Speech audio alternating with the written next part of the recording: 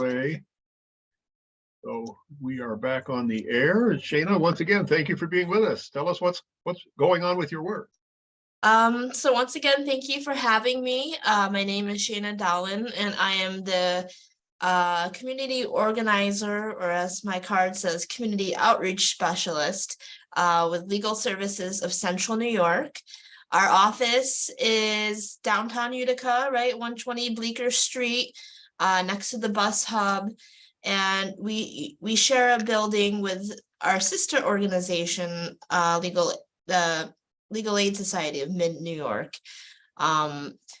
We kind of have separate focuses, but one of our main things that we do is eviction defense and more general housing issues. And so I was initially hired back in 2019 to work on a campaign to help address Utica's, well, more broadly, Oneida County, but specifically Utica's extremely high rates of childhood lead poisoning, which is still an ongoing issue to this day. So I will definitely get more into that. However, my funding for that particular work has since ended, and so I obviously still care very much about the issue, and again, it's not over, right? But I'm trying to incorporate that plus doing tenant organizing and just kind of making sure folks in the community know what their rights are as tenants, and yeah, so I can give a kind of a brief synopsis of the lead issue if that's what you would like. So I haven't found a good place of the most recent statistics, but I mean, even prior to COVID, again, Utica has some of the highest lead poisoning rates in the state of New York, considering the size of the city. And then New York State as a whole has some of the most children in the whole country, even more than, Flint, Michigan, which of course was, very much in the spotlight and news years ago. And a lot of the reason why we're having this issue is our old housing stock, right? Most of the houses in Utica were built, mostly between the 20s and the maybe 50s, 60s. And really lead paint, wasn't banned until about 1980. So, with a very high rental population, right? There are lots of property owners and landlords that don't maintain their properties. So when you see chipping and peeling paint, right, even a tiny amount of dust can forever poison a child, especially, on the windowsills and door frames, kind of where there's a lot of traffic and friction. So again, a lot of people don't even really know, what the effects are. And children who are under 6, right, are the most vulnerable because their body hasn't yet developed the blood-brain barrier. And then, by the time if they actually get tested and they catch it, it's almost too late, right? The kids are acting as the lead detectors themselves. So prevention is our best option, right? And I'm going to pause there and see if anyone has any initial questions, comments about anything that I've brought I up. was curious about what is your day like? Somebody comes in, they're worried about having lead in their apartment.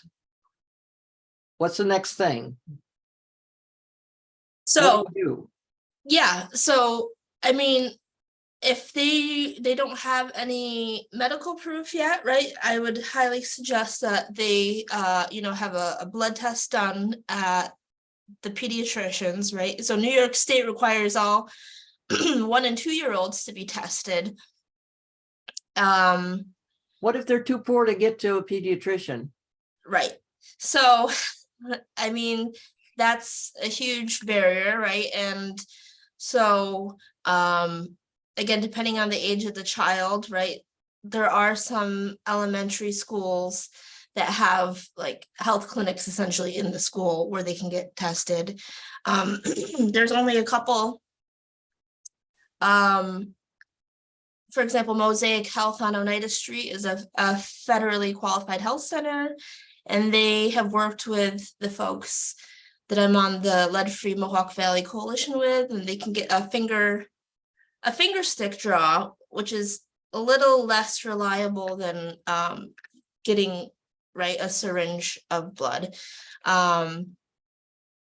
So that's the medical testing side. But if you're worried about your home, you can contact the health department, and they have what's called an XRF gun, which is essentially an X-ray that helps measure how much lead is in either the paint or soil, or they can point it at pretty much anything and determine. So you would give them those resources where they could call and what they could do, kind of help them? Right. And again, that's kind of primary or secondary prevention, right? But one of the things that I've been working on is putting together a more grassroots campaign comprised of everybody, right? Parents, community members, folks that understand the issue and really will push for a local ordinance, like the city of Syracuse did a few years ago. Rochester was able to do that almost 10 years ago, and have seen their levels come down quite a bit.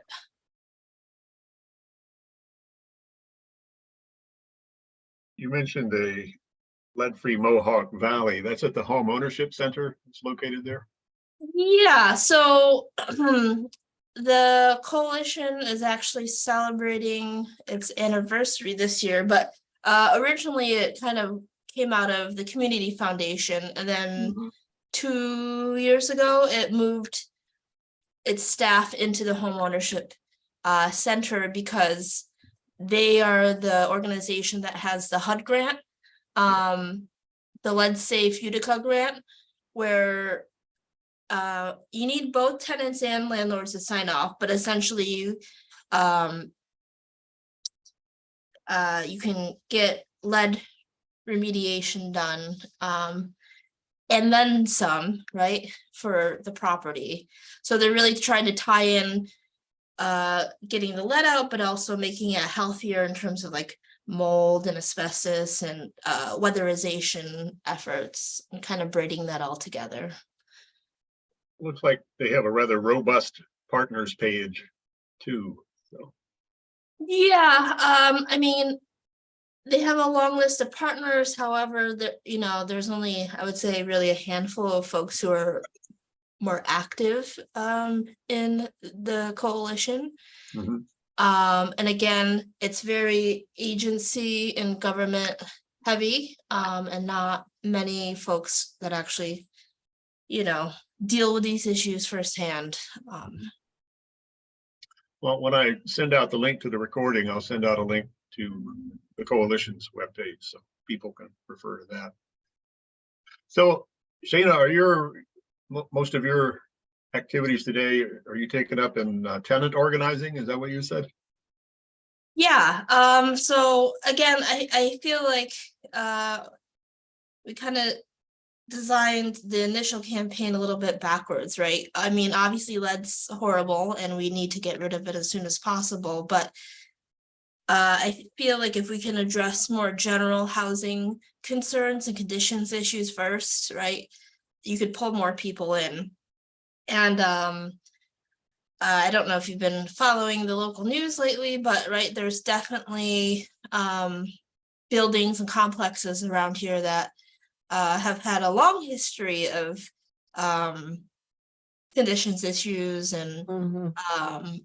you know, they're pretty much fed up and ready to take the next step of action. So trying to support them where I can.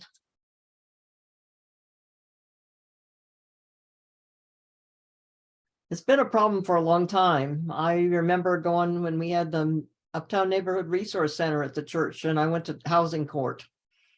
And we just had landlords that just came back time after time after time, same ones. That was back in the 80s. Yeah, and unfortunately, like I said, it's only as time has gone on, more deterioration. And again, a lot of people are just buying up these properties very cheaply and then Mhm. not putting any work into them, and still charging market rate rent. Shana, how much of your work is taken up with just people who are local to the area and poor versus immigrants coming to the area? I think I don't have a good way of really measuring that, but there's definitely an overlap, right? And I try to do outreach as much as I can, especially in the warmer months when there's like festivals and other things happening. And yeah, I mean, I'm hoping, or have been hoping, to make more inroads with the various immigrant and refugee populations in the area.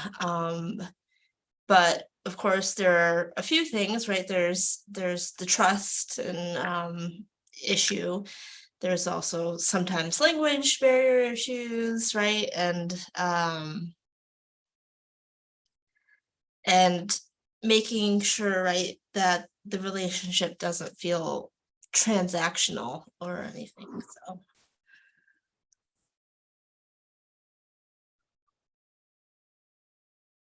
How would a local congregation get involved with you and your work? I mean, yeah, I think there's a lot of opportunity. Again, I think just in itself, a congregation is a group of people, so an audience.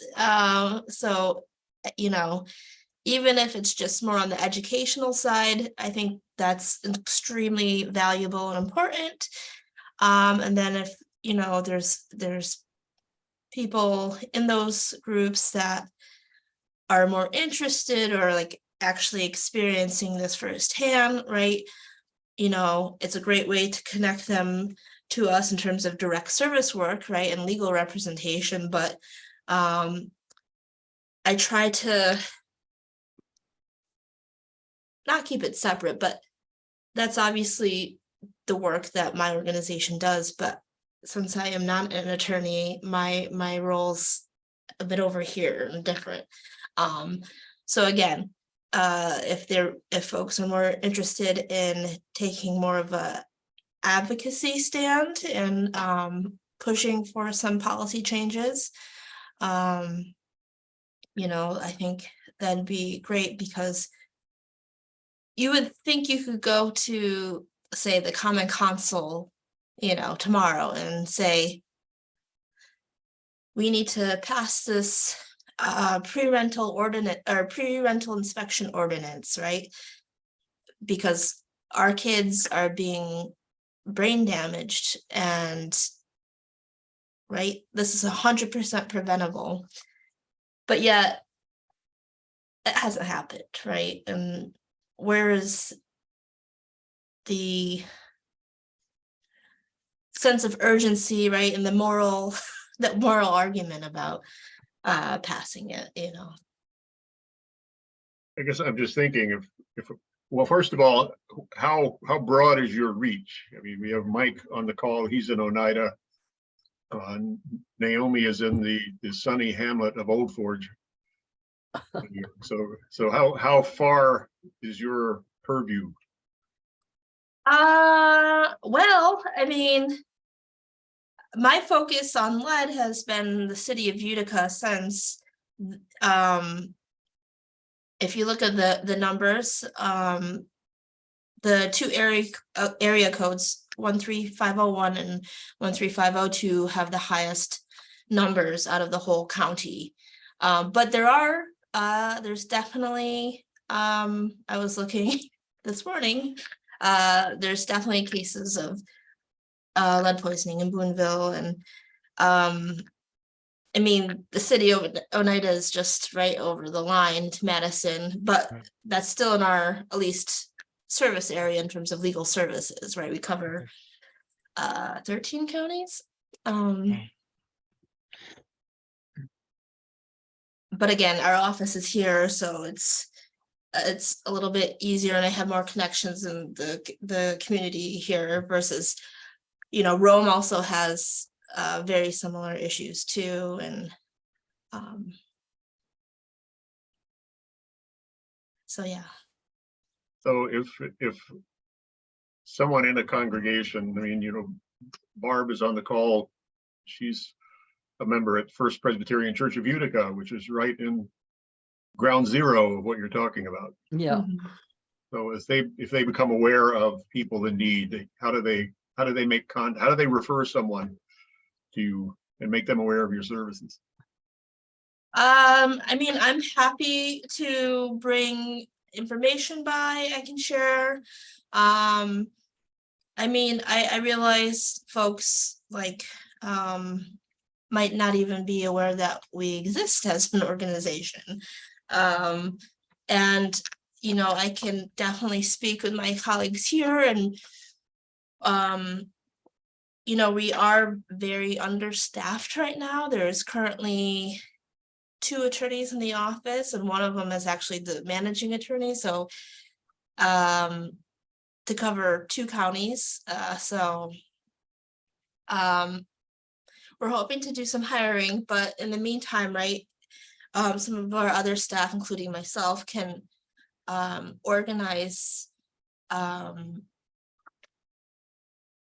know your rights workshops, or we are starting up our clinics again at the libraries.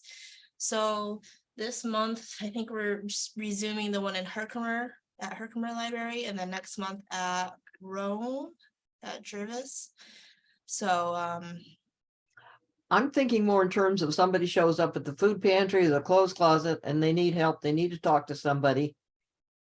Can we refer them up the street to you? Yeah, of course. Or, I'm happy to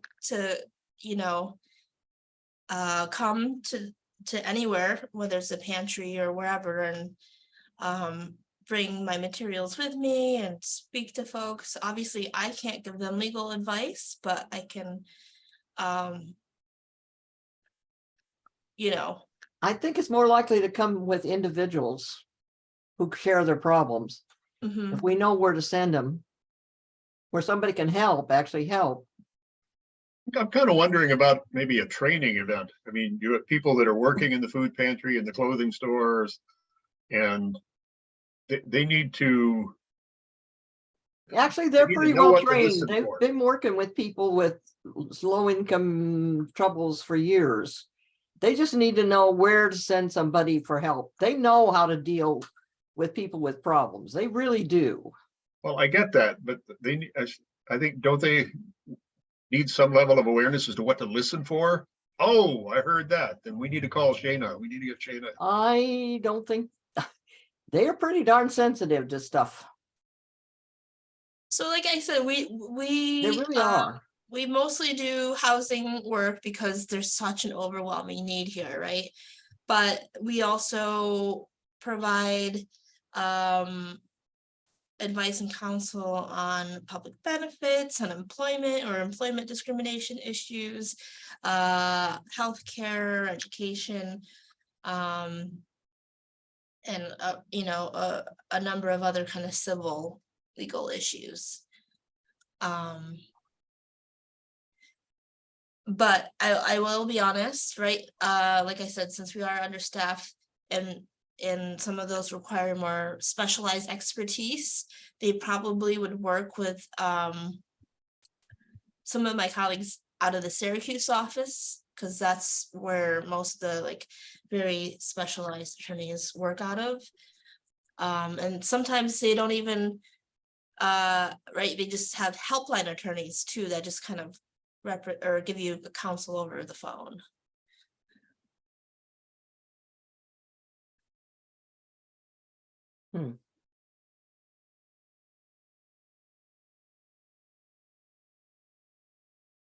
But has there been, like, just anecdotally, anything that you've been hearing from people in the community that are having certain issues? I'm not working in the food pantry anymore, but I could talk to some of the people that are down there and see. I know back years ago when I was there, yes, it was a problem. Mhm. Or anyone else? Dana, can you put your contact information in the chat? Yeah, I'll send it out when I send the link. Okay, Mike. thank you. okay, oh yeah, Yeah, that'd be Take good. care of that. And I can pass it on to the people that do the actual work at church anymore. Yeah.